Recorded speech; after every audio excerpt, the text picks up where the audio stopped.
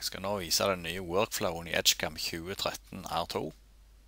Workflowen den starter vi opp her. Det som jeg skal gjøre nå, det er å maskinere en del i 5 steg. Det første han gjør er å laste inn 3D-modellen og legge på hvilken materialtypen skal ha og hvor nullpunktet er henne. Så legger han inn grovemne, fiksturen og maskinen. Så skanner han ut featurene. Steg 4 er å legge på alle maskineringsinstruksjonene. Og til slutt kjører han ut NC-koden. Så jeg skal nå maskinere denne delen her. Jeg kan finne ut om det er en dreie- eller fresedel. Sette nullpunktet for meg. Og her i denne menyen her så kan jeg sette på hvilket material jeg skal maskinere i. Hvis jeg vil endre litt på nullpunktet så kan jeg gjøre det her. For eksempel å sette C-akse orienteringer. Og så går jeg og legger inn det grovemnet så jeg skal maskinere dette her ut ifra.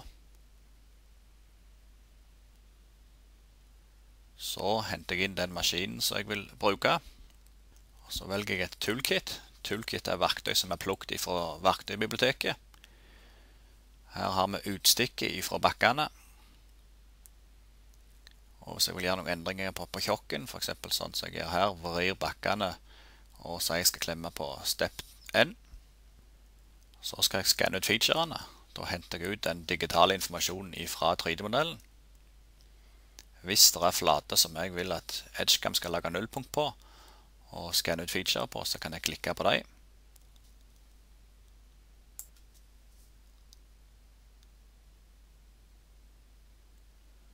Sånn. Da vil jeg sjekke hvordan featurene mine ser ut. Da pleier jeg å skru av skyggen. Ser du strekene og konturene av featurene veldig godt. Hvis det er noe jeg ikke vil maskinere, så bare sletter jeg de featurene.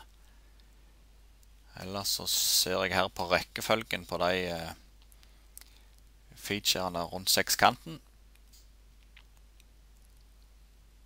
Skal vi se om de ligger i en stigende rekkefølge.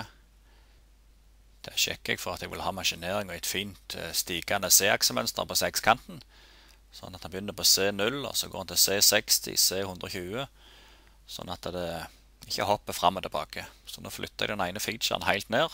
Og nå ser det ut til å ligge et fint mønster. Og så renummererer jeg rekkefølgen. Så har vi rekkefølgen her da. Neste steg nå det er å legge på maskineringer. All maskineringen nå i workflow det er basert på strategier som følger med installasjonen. Nå skal jeg hente frem de strategiene med å legge til planning board. I planning board så ser en alle de forskjellige strategiene som skal brukes. Jeg kan også ommøblere på rekkefølgen. De strategiene som jeg bruker her nå, det er det som følger systemet. Jeg har ikke gjort noen endringer. Hvis en ønsker å gjøre endringer, så kan en også gjøre det. Og ser vi banene blir lagt på, etter hvert så han jobber seg ned gjennom strategiene. Og nå når jeg er ferdig, så kan jeg gå inn og simulere og se om det er noen kollisjoner.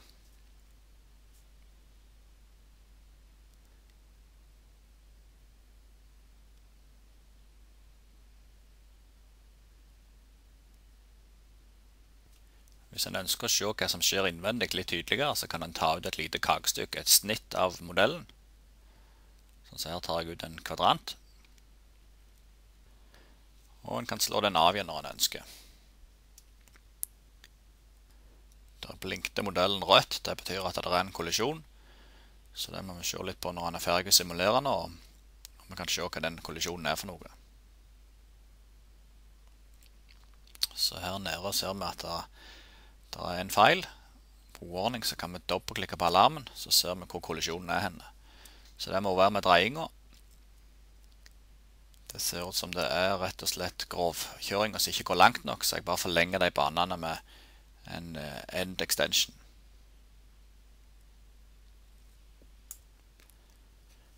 Ellers, hvis en vil gjøre andre endringer i programmet, så kan en gjøre det akkurat sånn som den er vant med fra før av.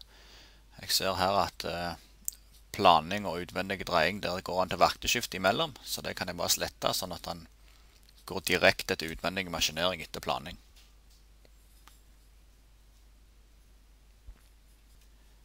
Ellers så kan jeg også ommøblere på rekkefølgen i sekvenstreet. Så det er bare drag and drop. Og hvis det er detaljer på modellen som ikke er blitt maskinert av strategiene, så kan han legge på det manuelt akkurat sånn som før. Så nå skal jeg maskinere den radielle lommen. Og først kan jeg kjøre manuelt til verktøyskift. Så går jeg og velger det verktøy som jeg skal maskinere med. Går inn i Toolstore og så finner et passende verktøy.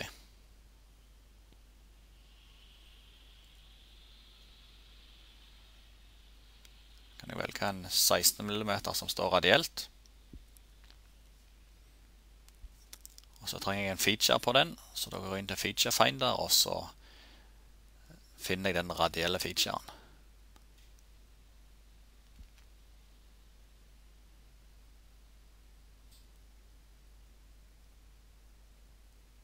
Så går jeg inn og legger på den syklusen for å maskinere ut den lommen.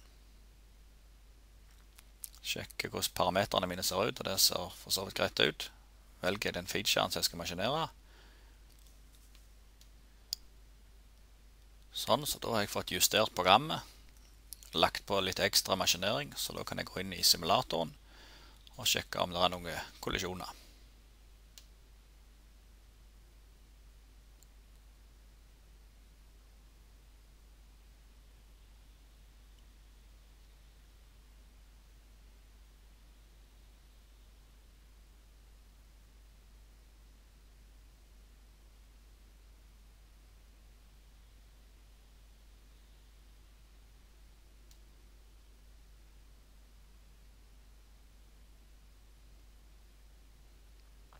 Så da ser det greit ut, ingen kollisjoner. Så da er jeg ferdig å programmere denne delen med workflow, bare med de 5 stegene, pluss jeg har lagt på litt manuelt for å fullføre den helt ferdig.